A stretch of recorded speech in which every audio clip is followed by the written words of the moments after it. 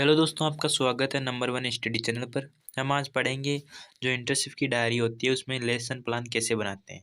संगन पाठ योजना, जिसमें हमें अगर जो भी क्लास मिली है, जैसे क्लास 9th मिली है और 9th में ज्योग्राफी है तो हम 9th कक्षा 9th ले लेते हैं। और फिर बाद में विषय में भूगोल, प्रकरण जलवायु, और इसकी समयावधि होती है वो 30 से 35 मिनट होती है। कालांश जो भी क्लास में पढ़ा रहे हैं और दिनांक जिस दिन पढ़ा रहे हैं। ठीक है दोस्तों, फिर हम बात करते हैं शिक्षण उद्देश्य की। तो इसमें 4 शिक्षण बिंदु होते हैं: ज्ञान, अवबोध, ज्ञानोपयोग और कौशल। ज्ञान में आता है विद्यार्थी जलवायु से संबंधित तथ्यों का प्रत्यास्मरण कर सकेंगे। अवबोध में आता है विद्यार्थी मौसम व जलवायु में अंतर कर सकेंगे। फिर ज्ञानोपयोग में आता है विद्यार्थी जलवायु से संबंधित विषय वस्तु की जानकारी प्राप्त कर सकेंगे। फिर कौशल, विद्यार्थी जलवायु से संबंधित विषय वस्तु को रेखाचित्र के माध्यम से बता सकेंगे। 4 शिक्षण बिंदु आ जाते हैं। फिर आते हैं पूर्व ज्ञान। पूर्व ज्ञान में हम लिखेंगे विद्यार्थी जलवायु के बारे में सामान्य जानकारी रखते हैं। फिर प्रस्तावना प्रश्न, जिसमें हमें 4 प्रस्तावना प्रश्न करने होते हैं। तो हम पहला प्रश्न करेंगे, जब पानी जम जाता है तो उसे क्या कहते हैं? तो इसका विद्यार्थी उत्तर देंगे बर्फ। फिर नेक्स्ट क्वेश्चन करेंगे हम, बर्फ को छूने पर कैसा महसूस होता है? तो इसका विद्यार्थी आंसर देंगे ठंडा।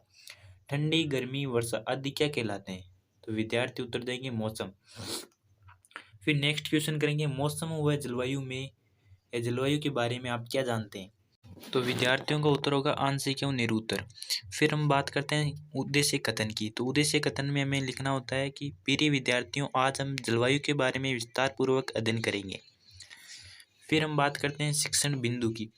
तो हमने पहला शिक्षण बिंदु लिया है जलवायु के प्रमुख तत्व है।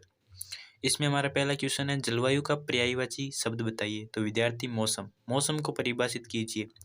तो विद्यार्थी आंशिक एवं निरूत्तर देंगे।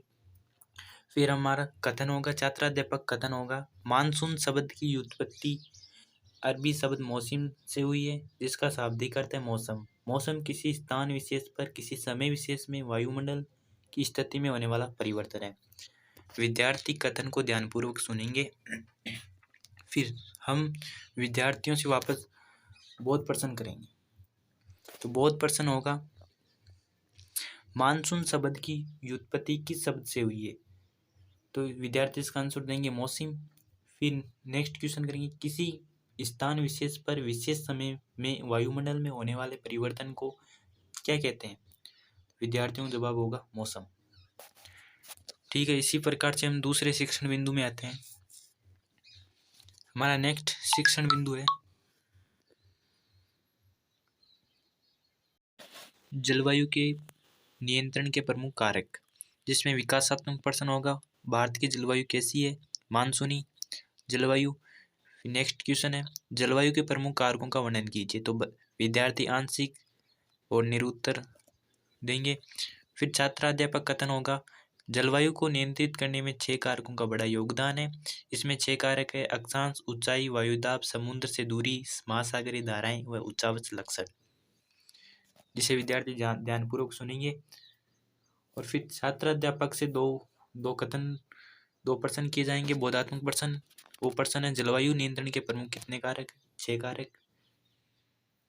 फिर नेक्स्ट क्वेश्चन किया जाएगा, जलवायु नियंत्रण के कोई एक कारक का नाम बताए। तो छात्र बताएंगे उच्चावच। फिर तीसरा पॉइंट आ जाएगा, तीसरा शिक्षण बिंदु आ जाएगा ऋतुएं। ऋतुओं में विकासात्मक प्रश्न होगा, दिन व रातें ठंडी किस ऋतु की विशेषता है? विद्यार्थियों का उत्तर होगा शीत ऋतु की। शीत ऋतु के बारे में आप क्या जानते हैं? तो विद्यार्थी आंशिक उत्तर देंगे इसका।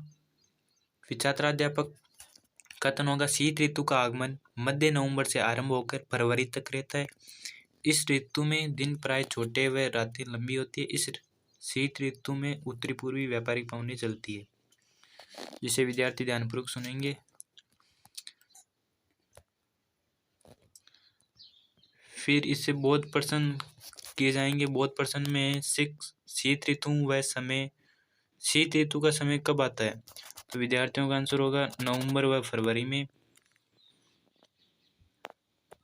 नेक्स्ट क्वेश्चन है, शीत ऋतु में कौन सी पवनें चलती है? तो विद्यार्थी उत्तर देंगे पूर्वी व्यापारिक पवनें।